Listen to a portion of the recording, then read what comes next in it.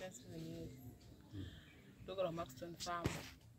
Mborangu rakazonyatsokura 2014 but raingoenda kukura kwandaita sondokura kwadai kwaraita.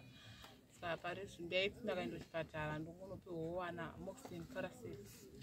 Pandakazoenda rakubuda mvura ndopandakatanga kunzi inonzi elephantiasis. Inenge kuti rinondorwadza.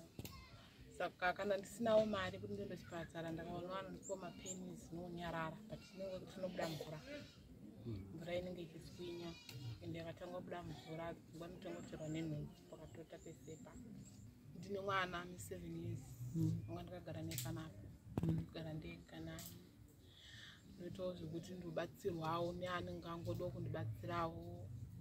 Ndozvandirarama nemundawo uri uko kuti ndinorendesawo munhu iyende anondipawo chibage kana kuchakorora. Bana ndina gogo wangu ndogarawo nawo andotiwo kana ratotanga kurwadza vanokwanisa kungondibatsirawo kundibikirawo kundichererawo mvura zviri padhuze zvavanokwanisa kuti kungoitawo. Saka ndoti ndakambopiwa tsamba yesocial welfare. Saka tsamba iyi inondibatsira magavhmendi sekuti kana patori nemishonga inenge ichidiwa kutengwa kana pasina muchipatara imomo hapanawo nokuti ndisinawo mari. Asi kana ndinayo ndakwanisawo kutenga. Uyo machiremba akakutsanangura here kuti dambudziko iri rinokonzerwa nei? Pakataura wakati anzi mosquito.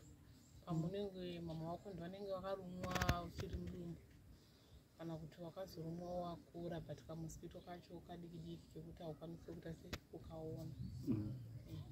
Dambudziko rangu iri toti nendichishanda kana ndiri kushandira mumwe munhu rinongori kana rangotanga kuti sepapa pamwana matobvawo panapa ndichifambira musati matosvika kunogona kuti robva rangotanga apo pamwe maybe ndiri pabasi hauchakwanisa kuita sei kushanda. Saka kuzokwanisa kuudza munhu kuti ndozvandiri mumwe haakwanisi kuita sei kuzozvigamuchira basa rakutopera. Asi nini chinhu chandotokumbirawo ndechekuti ndakawanawo anondibatsirawo ondipawo pangu pekuti ndozvishandira ndakagara sekuti kana ndakangonzwawo kuti ratanga ndozvipindira mba ndakaita sei ndakanorara.